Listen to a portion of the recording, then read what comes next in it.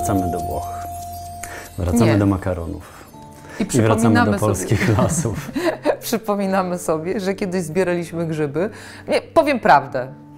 Otworzyliśmy zamrażarkę i okazało się, że w zeszłorocznych zbiorach było bardzo dużo borowików i mamy je pomrożone i tak naprawdę borowiki zamrożone po rozmrożeniu smakują jak świeże. Zatem zapraszamy dzisiaj na makaron z borowikami.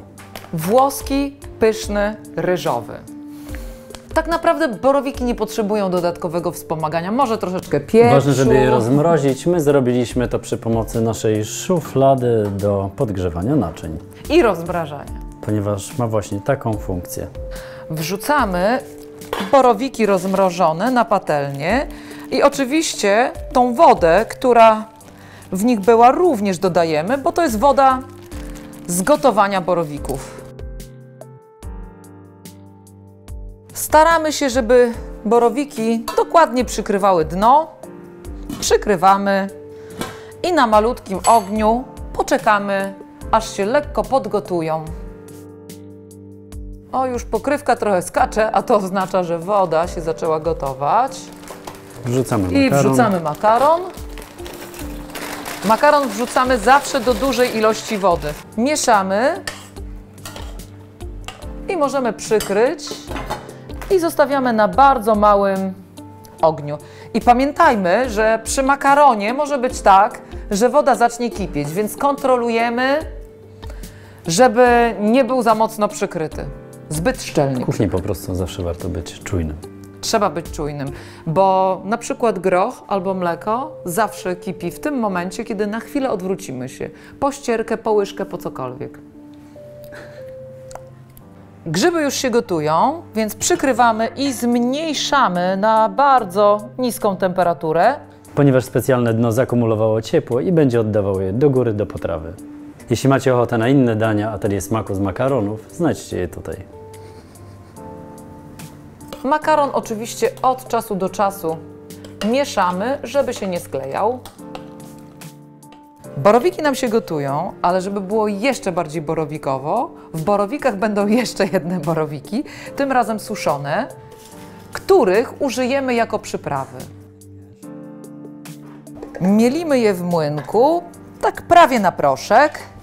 I w ten sposób uzyskujemy genialną, aromatyczną przyprawę, którą dodajemy do gotowej potrawy wraz z pieprzem i utartą gałką muszkatołową.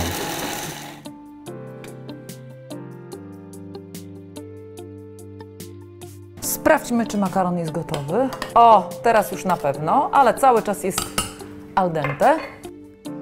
Zabieramy durszlak i przelewamy go.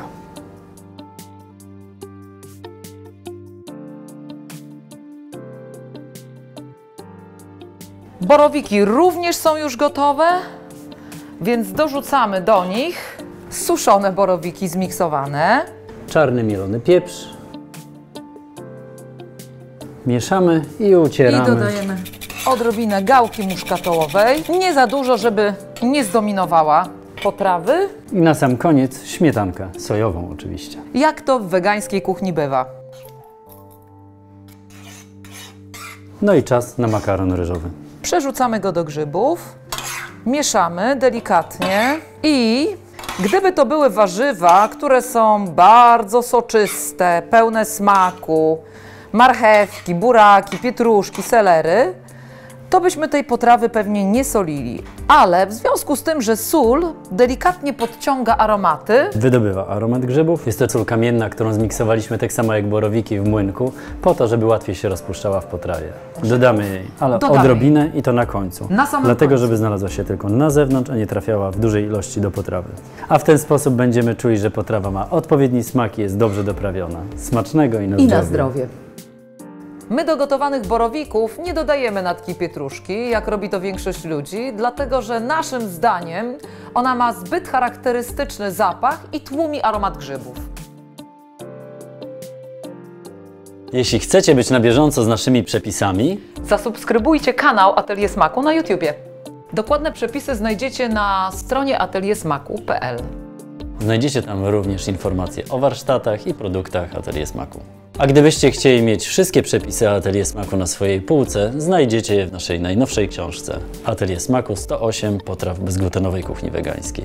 Zapraszamy więc do naszego sklepu na ateliersmaku.pl.